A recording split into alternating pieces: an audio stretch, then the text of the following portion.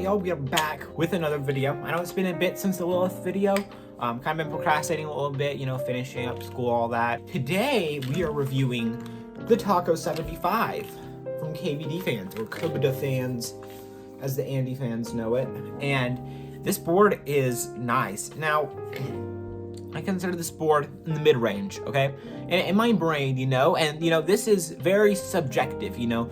People have their own terms for what's like entry level, mid-range, end game, high-end, all of that. And in my head, I've set these parameters of, you know, anything like around $100 to $200 is kind of like entry level, like 200 to 300 is mid-range, 300 to 400 is high-end, 400 to 500 is premium, 500 plus is end game. That's kind of how I set it out in my head.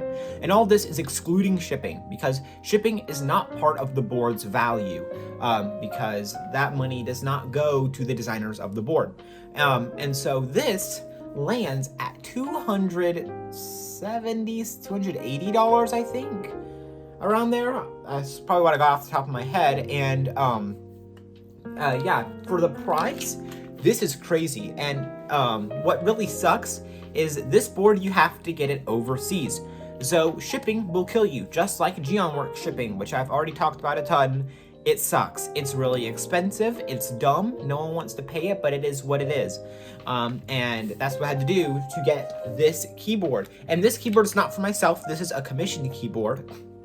And it's gonna suck because I don't want to give this up. I love this board a ton. And I am gonna get one in the future because this is awesome. Let's just start it off. So this board is top mount / bowl mount.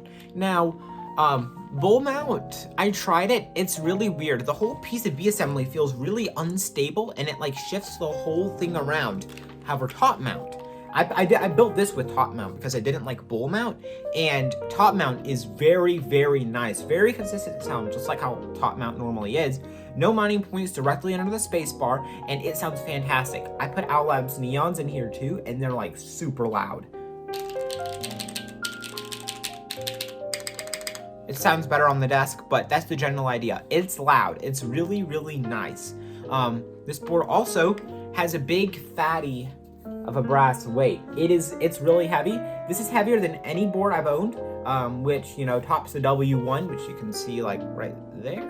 And yeah, the W1, I think is like 5 pounds, like just at the very low end of 5 pounds, surprisingly. And this is 6.5 pounds. It's crazy. It's freaking heavy. Also, one thing that's kind of stupid on the topic of the weight, right here, there are little slits of acrylic there, and there. Now those light up RGB, right? Now that's cool and all, however, it's on the bottom of the board and you can't see it. You know, it's one thing when it's the side and it fires out onto the desk, that's cool, but like this is at the bottom. You can't see this from like normal seating position. Now, I did get the 1.6 millimeter hot swap PCB in here. Now I know those are a little bit flexier, but I don't know how much that contributes to the flex of this board. I have the aluminum plate in here, so I mean, it's not a ton of flex, but it's enough to where it doesn't feel harsh, and that's not a bad thing, because my Frog is pretty stiff, and it's one of my favorite boards. So take that however y'all want. Now, for the sound, very consistent. I would say this leans to the higher end, like the higher pitched, clackier sound, or kind of like higher end to middle, I guess, if that makes any sense. But you can make it sound deeper or marbly, I'd say, if you want, because it does come with a foam kit. However, I don't recommend it just because it sounds fantastic without it, and I built it with nothing inside the case. So I don't think it needs it, but if you're weird and want to add foam, I mean, go for it. I'm not going to be one of those people. The price, yeah, I said it earlier, $280. What does this compete with? Like, you know, what's in its competition? Now, I think there are a few boards that it kind of like, it's shocking that it's this cheap around these boards, which is the Frog. I'm really surprised they can compete like this well with the Frog, because the Frog's amazing. I guess Tadpole top mount 60% with a brass weight, but then again, it's a 60, only weighs like 2.5 pounds or something. But this is getting manufactured in China, which is much cheaper to manufacture anything in China, so it makes sense. Now, another board that this competes with, I gotta make a video on this soon, is, oh my gosh, it's heavy. the Dolphin 75 by Knife Labs. It's crazy good. Yeah, there's me recording on my phone. Yeah. This right here weighs, costs like $250. Shipping is cheaper than this, than the Taco. However, the biggest flaw with this, for the price, is that this has a bunch of meme cuts. I'm not gonna talk about this much because this is not a review of the Dolphin. But I'd say it is a competitor in the 75% range. But to this board, yeah, it just has a PVD weight on the back instead of just a big fatty brass one. Which this is still heavy. This is still heavy. It's just like a pound lighter than this one. All right. So I guess all that's left is the sound test. So I built this up with Owl Labs neon switches, which are honestly one of my favorite linears now after using them. And I used EPBT white on black. Just something simple, something that sounds good, looks good. I think it turned out well. So yeah, here's the sound test.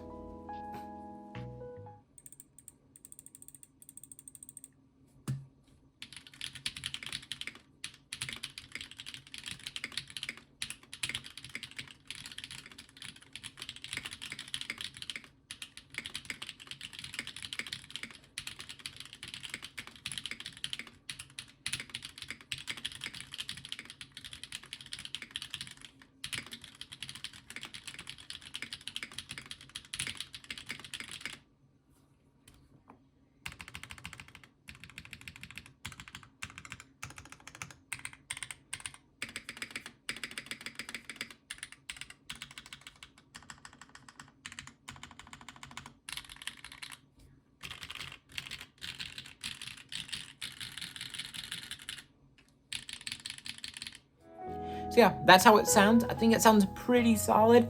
No flex cuts, 1.2 millimeter PCB. There is a 1.6 millimeter option, but it's solder, and at that point I'm buying Milmax sockets, and I don't think it matters that much. So yeah, I think the regular hot swap layout is fine. The only gripe is no stepped cap support, but it's fine. I don't mind regular caps. It's just stepped caps is something a little different that I just like personally. And now, final, I guess to conclude the video, would I recommend this board? Absolutely. Get this. This, I think, beats the Mode Sonnet, which I've used a few Mode Sonnets, and I just think this punches way better for the price.